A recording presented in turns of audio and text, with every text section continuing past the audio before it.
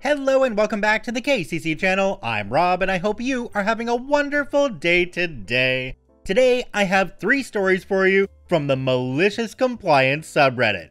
Before we start that, make sure to check out my website, CanadianRob.com, where you can get your own Carmen Chameleon 3D printed channel mascot. I've got 4 color variations on the website right now and a whole bunch of other 3D printed items. Check them out on the website, that is CanadianRob.com. Alright, enough of that, on to our stories, let's jump right in. This story comes to us from Cocky Nurse. Oh, this isn't my yard? All of this is your yard? My wife and I bought our first home in early 2021 at the perfect time. Our house is in an older neighborhood, but is a new build. Prior to the house being built, it was just a plot of land that was overgrown with trees and bushes. We bought our house and the backyard needed work. There was about 100 feet deep of backyard we could play with, but that was all due to some overgrowth of vines, bushes, small trees, bamboo, you name it.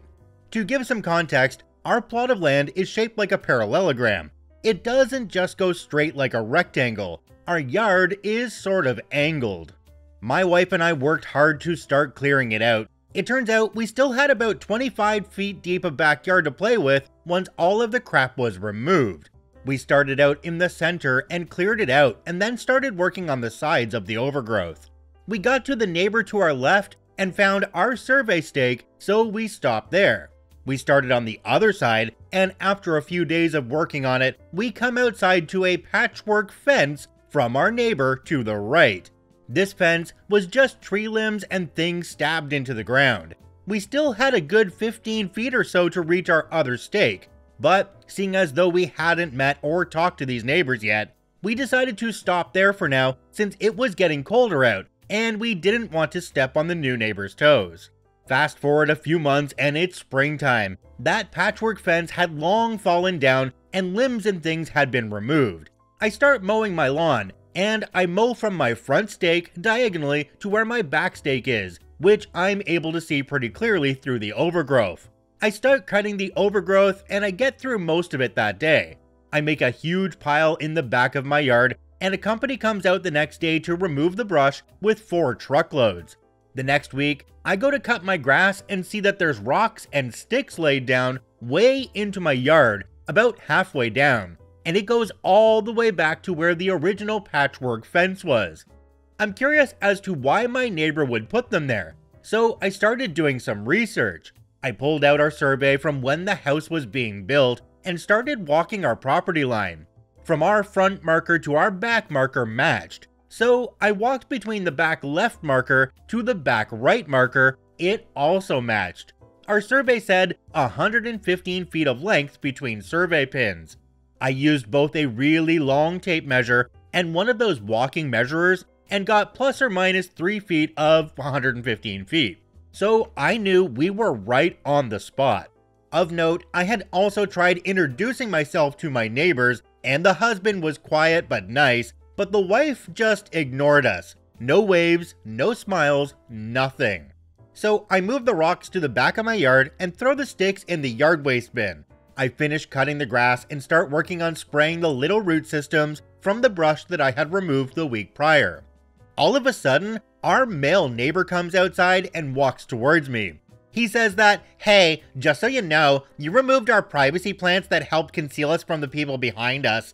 Not sure if you thought your yard extended this far or what, but this is all our yard." I tell him that, well, our survey shows that the distance between these 2 pins in the back should be 115 feet, which is what I got when I measured them. Also, from measuring from the front pins to the bottom pins, both of those numbers were about right as well. So everything is matching up on our survey.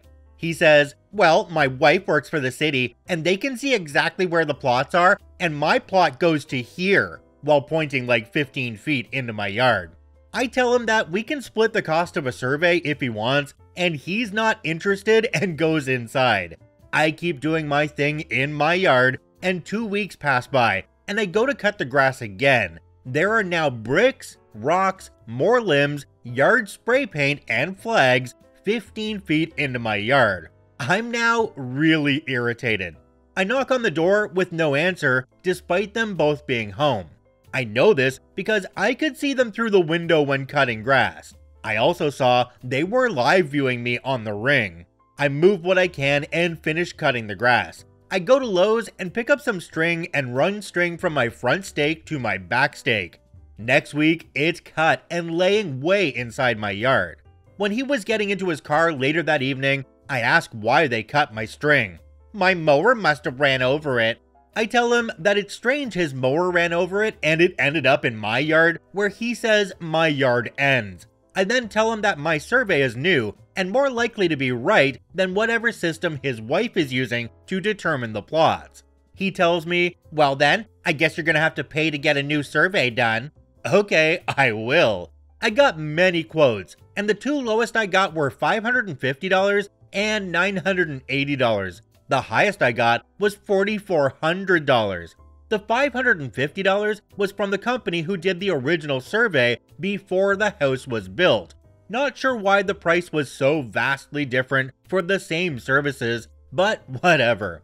I pay the $550 and have the survey done. They put up a total of 15 stakes down that side of my property line. The kicker? I was wrong. My yard didn't go to where I thought it did. Instead, it went further into their yard by as much as 4 feet in some places. I was confused and asked the surveyor to explain. Apparently, there used to be an old rock feature between our houses that was mostly on my neighbor's plot, but some was on the empty plot where my house was built. My neighbor didn't want to deal with the hassle of trying to tear down and rebuild certain spots, so the builder paid him for the land the rock wall sat on, plus about a foot into their yard, and builder removed the rock wall. I had the pins down and was worried they'd try to mess with them, so I bought some outdoor cameras and pointed them at my property line.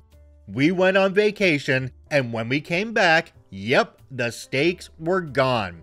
I leave another note because they don't answer, and explain that what they did was illegal, and how we needed to talk about it, and left my number. I watched the video and see his wife taking up all of the stakes.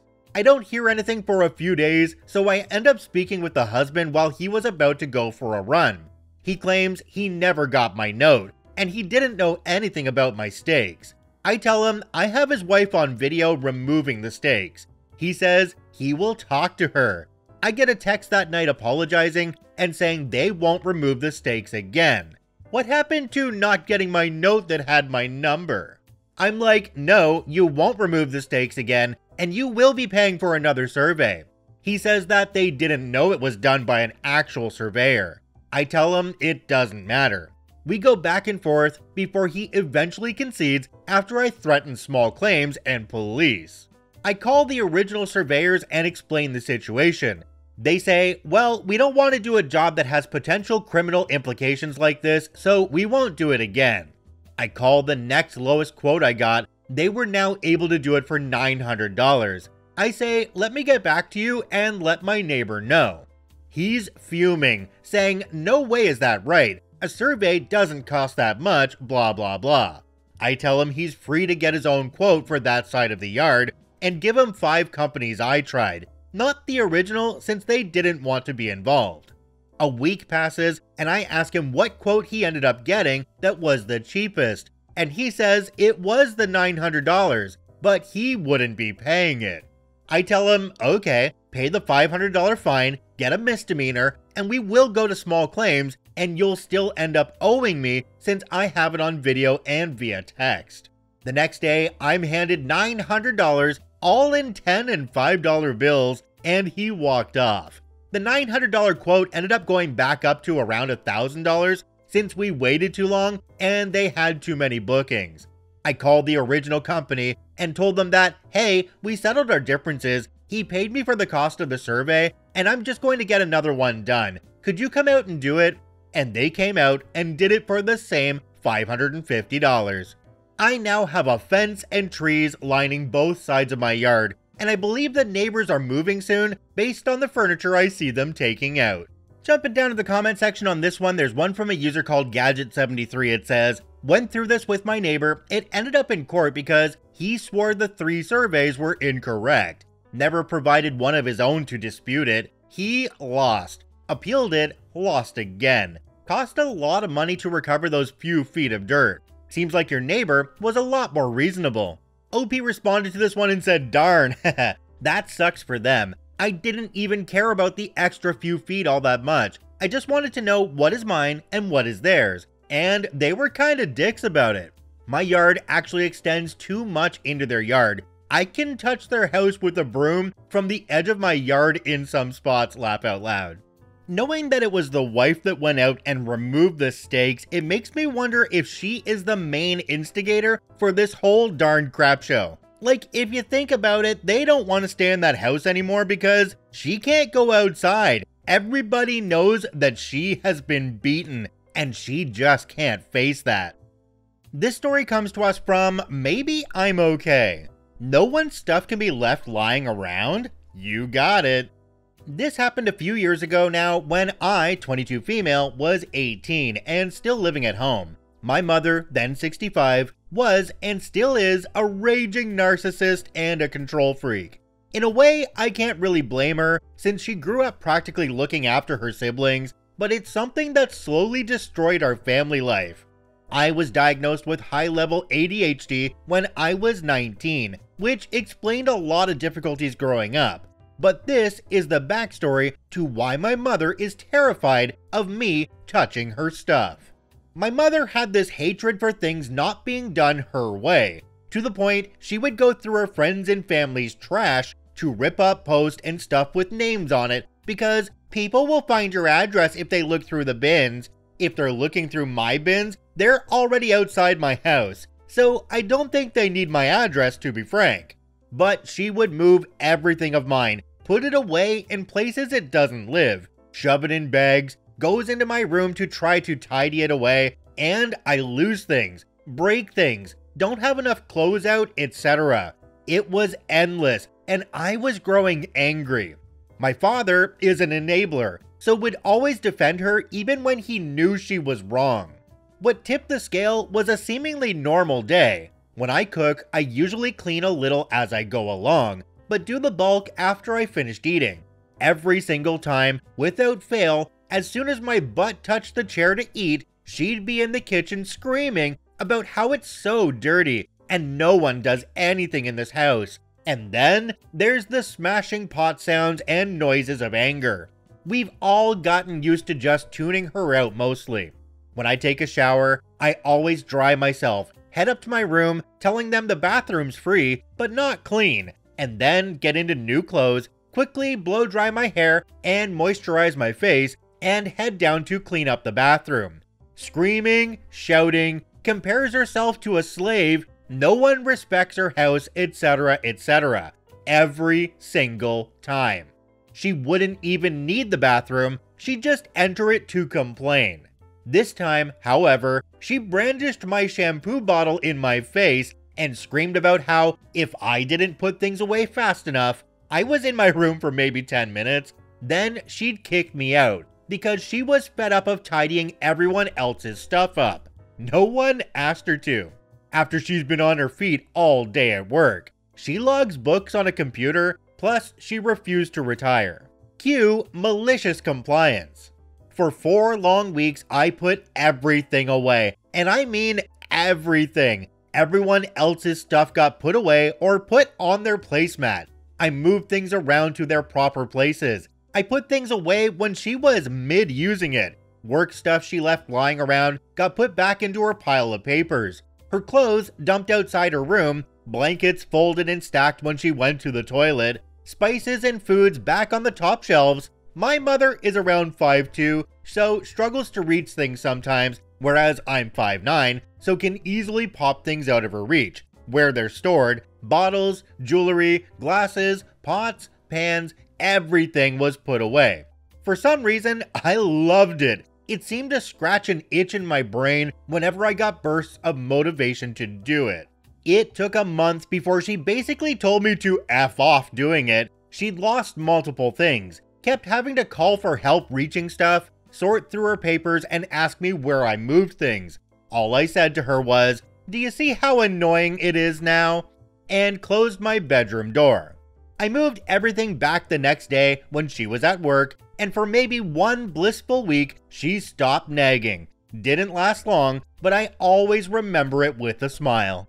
Jumping down to the comment section on this one, there's one from a user called Jumping Spider 97. It says, "Did you go back to your malicious compliance each time she forgot and started ranting again? This would reinforce the lesson being taught, drive it into long-term memory." OP responded and said, "Occasionally I would, but I seemed to reach a point mentally where I just matured quite a lot, and I stopped engaging with everyone's childish behavior as it became exhausting. I started to ignore her cries of annoyance and just lock myself in my room." Another commenter down below called Singer on the Side said, "How did you get the same mother as me? When I was 7, if I messed up my cupboard, one folded thing slightly out of alignment, and everything would be flung out of the cupboard onto the floor. I was threatened with hidings until I packed it away. Then I just got bullshit and walked all over it and refused to put it back. Those hidings were worth every sting. Stubborn as a mule and no tears. But now I won't and can't let anyone clean for me because it has to be done right." OP responded and said, "The physical punishment stopped once I began to tower over her. There were times we'd get into it, and she would wait until my dad got home, and then restart the argument when she had backup. Very exhausting." Was anybody else here thinking that mom might have some undiagnosed ADHD, or maybe even some OCD, because wanting to keep things that organized, and it has to be this moment, even going looking for things that aren't organized? That definitely sounds a little OCD to me, but I don't have that, so anybody out there who does, comment down below and tell me what you think of this story. This story comes to us from Professor Moose, PhD, following the pharmacist's orders. So I'm one of the bajillions of folks who are afflicted with chronic pain and multiple different things that require medications at different times. It's lame, but I'm glad there are things I can do to help myself. A couple of years ago, I moved in with my girlfriend at the time, now wife, woo, and had to transfer pharmacies. The closest place to our new house was a pretty low traffic major generic pharmacy. So I figured, cool, that's easy. I work from home and I can pop in during the daytime and pick up my meds.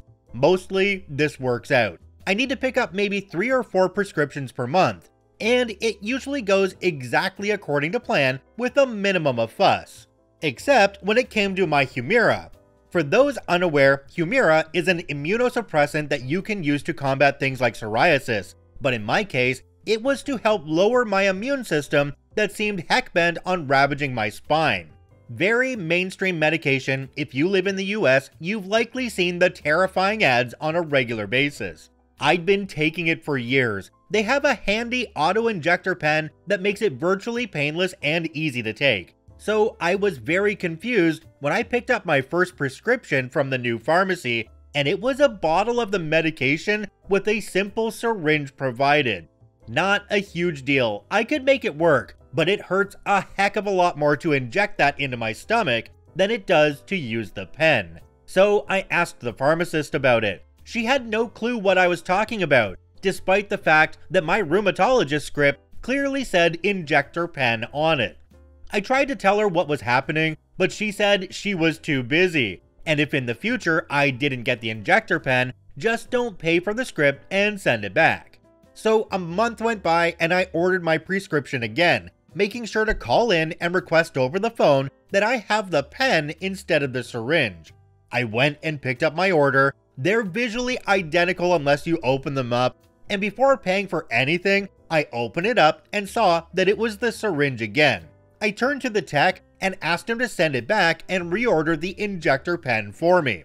The pharmacist came out in a huff immediately, demanding to know why I had opened a product that I didn't intend to accept. I told her that was literally what you, if it was the same pharmacist, told me to do last month. You said to check it before accepting, so that's what I did. She was agog for a moment. The open box of Humira was going to cost her pharmacy over $4,000. The American healthcare system is so darn stupid. But she then remembered our conversation. I'm extremely tall, so I stick out, I think, and grumbled and shuffled back to her pill lair. I now get my Humira prescription from a different pharmacy that's a good 1-minute drive further away, but I still use that pharmacy for most of my needs. Jumping down to the comment section on this one, there's one from a user called, that. It says, I have to get my immunosuppressant from a mail order pharmacy. They've been pretty good, even helping me get set up for copay coverage. But it means that every month they have to rush ship the injectors, 1 per week, with ice packs and thick padding. How much does the shipping and packaging cost? And then I'm left with disposing of the box and all the packaging. It's just more crap for landfills. OP responded and said, I have that exact same thought all the time. I don't even like the waste of the pen. I don't think there's any way to recycle that, but at least there's no major shipping. This right here was definitely not OP's fault. I wouldn't even really call this malicious compliance because OP was just doing what they were told. It really isn't OP's fault if they were told to open and check and then the pharmacy's on the hook for it because they got it wrong in the first place. Compliance, sure, but definitely not malicious compliance.